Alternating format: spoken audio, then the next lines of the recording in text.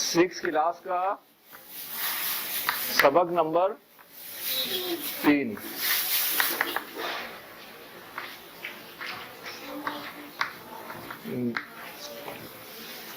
नेक दिल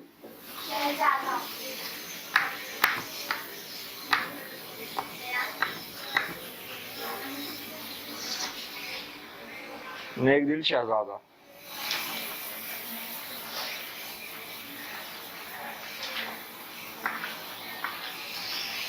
ठीक है,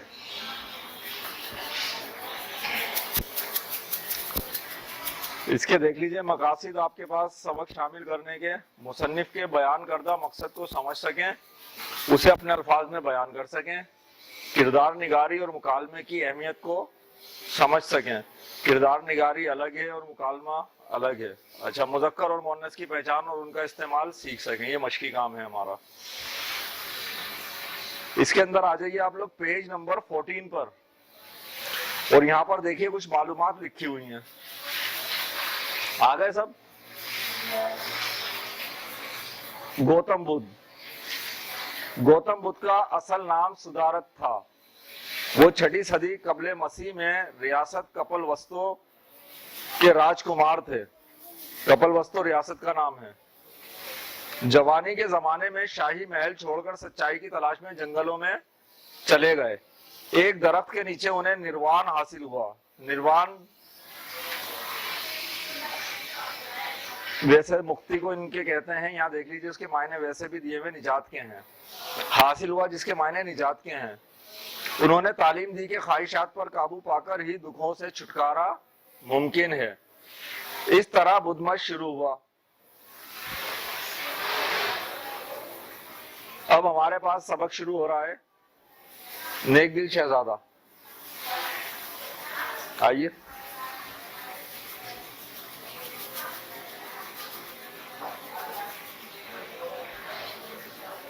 सबक पढ़ते हुए देखिएगा बेटा, आप लोगों को क्या काम करना है। इस कहानी में तमाम किरदारों के नीचे खत खींचने हैं। पहला हिस्सा,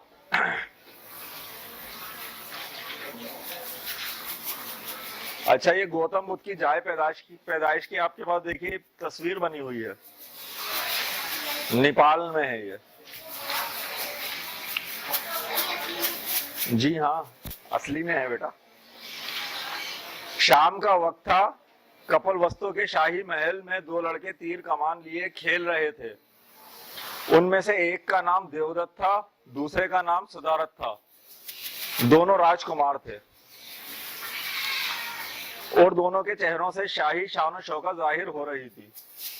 यकायक देवदत्त ने तीर कमान में जोड़ा और आसमान में उड़ने वाले राजहंसों पर छोड़ दिया। सुदारत रहमदिल शहजादा था। उसका कलेजा धड़कने लगा, मगर देवदत्त को उसकी परवाह ना थी। उसके तीर ने एक हंस को जख्मी कर दिया और वो तड़पता हुआ जमीन पर गिरा। सुदारत की खूबसूरत आंखों से आंसू बहने लगे और उसने दौड़कर हंस को गोद में उठा लिया, मगर वो सख्त जख्मी था और उसके जिंदा बचने की कोई उम्मीद ना थी। देवदत्त खेल में मसरूफ हो गया और उसे ख्याल तक ना रहा कि मैंने एक मासूम परिंदे को बगैर किसी वजह के जख्मी कर दिया है। मगर सुदारत उसे लेकर शाही हकीम के पास पहुंचा और बोला, इसके जख्म पर मरहम लगा दीजिए, ये बहुत बेताब हो रहा है। हकीम शहजादे की इस हमदर्दी पर बहुत खुश हुआ और उसने दोजानो होकर पेशीन गोई की कि ए शहजादे, तू किसी दिन दुनिया में आफताब की तरह चमकेगा। दोजानो होकर बैठना कोई बच्चा बता सकता है? जी हाँ, जैसे नमाज में जो हम बैठते हैं, अत्तहियात में जब जाते हैं, दोजानो होकर बैठना, दोनों घुटने मोड़कर, वैसे बैठे और पेशीन गोई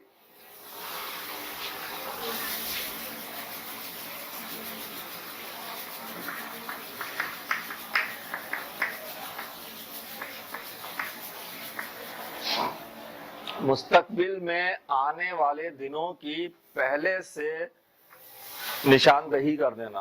कि वहां पर ऐसा होगा, आप आगे चलकर बहुत कामयाब जिंदगी गुजारोगे। कुछ वाकयात को सामने रखकर आगे के बारे में बता देना, पेशीन गोई।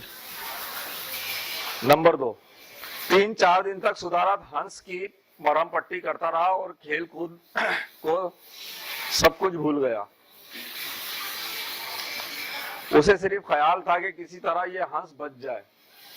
उसे तड़पते देखकर वो खुद इस तरह बेताब हो जाता था, गोया हंस की बजाय वो खुद जख्मी हो रहा है। आखिरकार उसकी आरज़ू पूरी हो गई। राज हंस के जख्म भर गए, मगर वो अभी उड़ने के काबिल ना हुआ था कि देवदत्त ने सामने आकर कहा, सुधारत, ये परिंदा तो मेरा है, तुम इसे कहाँ लिए फिरते हो? सुधारत ने राजहंस को गले से चिमटा लिया और जवाब दिया, नहीं, तुम्हारा नहीं, मैं इसे तुम्हारे हवाले कभी ना करूंगा। देवदत्त, क्यों ना करोगे? मैं महाराज से शिकायत कर दूंगा। क्या फिर भी ना दोगे? सुधारत, फिर भी नहीं दूंगा। तीसरा हिस्सा। देवदत्त ने उसी वक्त दरबार में पहुंचकर महाराज शद्दुधन से शिकायत कर दी। शद्दुधन महाराज का नाम है। इतने में सुधारत भी दरबार में आ गया। राजहंस उस वक्त भी उसके सीने से चिमटा हुआ था और सुधारत उसकी गर्दन पर प्यार से आहिस्ता आहिस्ता हाथ फेर रहा था। महाराज एक परिंदे के साथ बेटे की इस मोहब्बत को देखकर फूला ना समाया बहुत ज्यादा खुश होना। लेकिन देवदत्त भी उसका रिश्तेदार था, इसलिए उसे आसानी से ना टाल सका। मुकदमे का दरबार में तस्फिया करना लाजमी हो गया।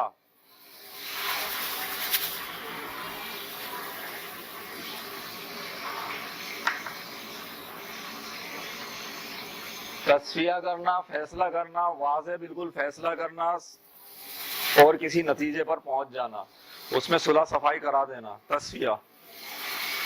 उसने मुस्कुराकर सुधारत से कहा, बेटा सचमुच बताओ, ये राजहंस किसका है? सुधारत ने निहायत मतानत से जवाब दिया, मेरा। मतानत मजबूत लहजे में पुख्तगी के साथ।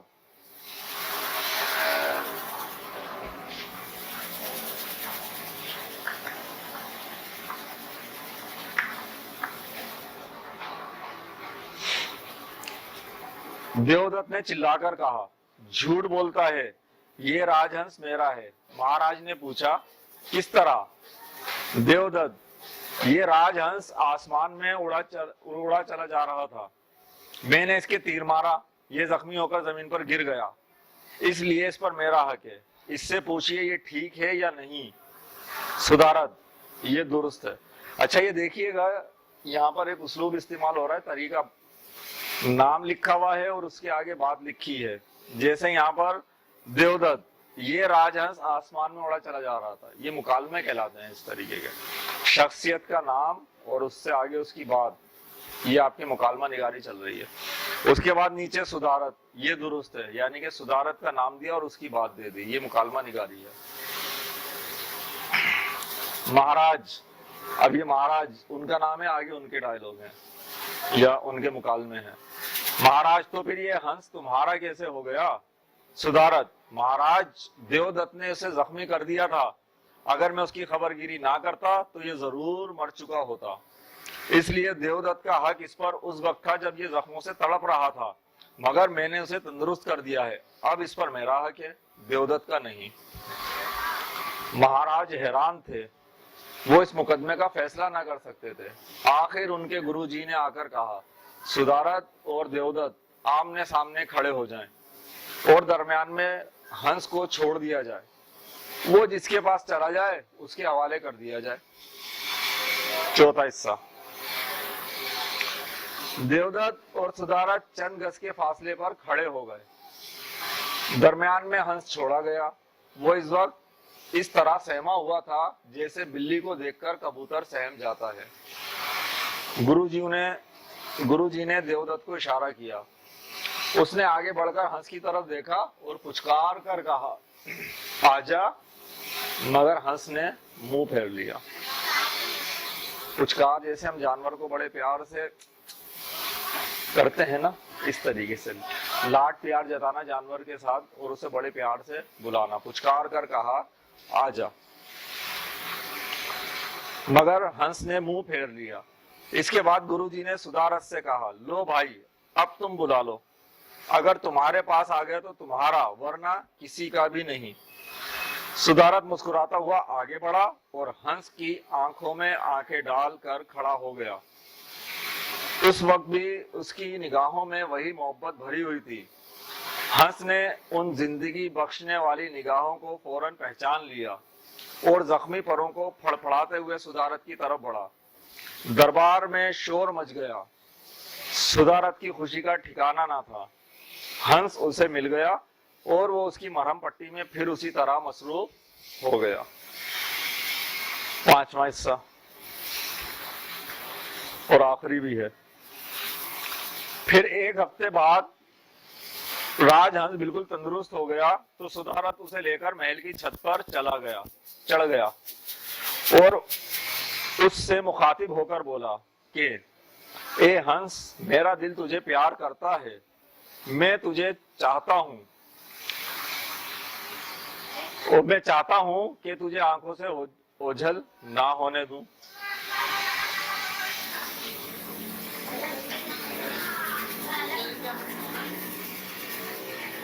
किस चीज का बेटा? वही तो बता रहा हूं। ओझल हो जाना, गायब हो जाना, आंखों से दूर हो जाना।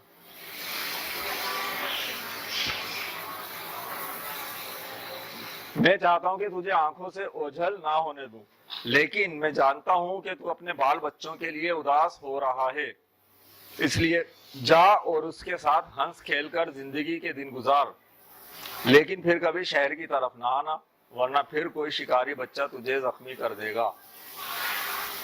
ये कहते कहते राजहंस को उड़ा दिया। महाराजा शद्दुदन ये देख रहे थे। उनकी आंखों में आंसू आ गए। उन्होंने मोहब्बत से बेटे की पेशानी पर बोसा दिया और कहा, बेटा तू किसी दिन बड़ा आदमी बनेगा। और ये सच हुआ, क्योंकि आखिर में वही सुदारत गौतम बुद्ध के नाम से मशहूर हुआ और उसने दुनिया में एक नया मजहब कायम किया जो उसी के नाम से बुद्ध मजहब कहलाता है।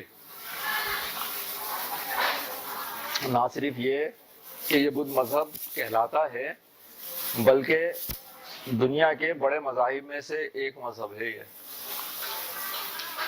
जिसके बानी कौन थे? गौतम बुद्ध, बुद्ध मजहब। अच्छा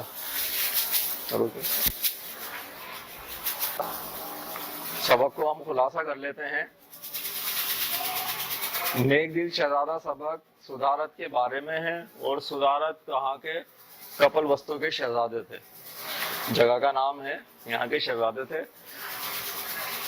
इनका जो रिश्तेदार था वो और ये दोनों खेल रहे थे, जहां पर उस रिश्तेदार ने हंस को जख्मी कर दिया था। सुदारत ने हंस की मरहम पट्टी की थी और सुदारत की यही रहमदिली देखते हुए शाही हकीम ने और उनके वालिद साहब ने सुदारत के बारे में पेशीन गोई की थी। क्या पेशीन गोई की थी? कि ये बड़े होकर कोई काबिल आदमी बनेंगे या दुनिया के में बहुत कामयाबी हासिल करेंगे, तरक्की पाएंगे। सुदारत के लिए की गई पेशीन गोई पूरी हुई। सुदारत बड़े होकर एक मजहब के बानी बने। जो मजहब सुदारत ने लोगों को दिया, जिसके बानी बने, उसका नाम बुद्ध मत, और सुदारत खुद जो थे उन्होंने गौतम बुद्ध के नाम से शोहरत हासिल की।